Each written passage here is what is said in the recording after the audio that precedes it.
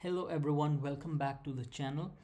Today we will be solving the CORS issue. This happens when our front end and back end are on different origins and the browser blocks it as a security rule.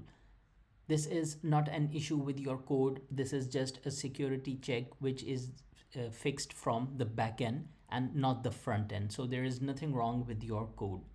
So let's move and let's see how we can fix it properly.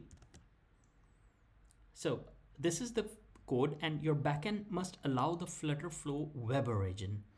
That means sending the correct CORS headers. These are the three headers that we need to send, and that is why the browser is blocking our code. So let's just go through the code that we need to implement.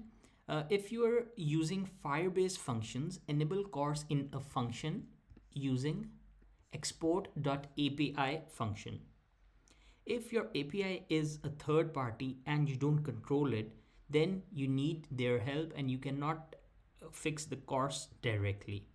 Your only real option is to use a proxy.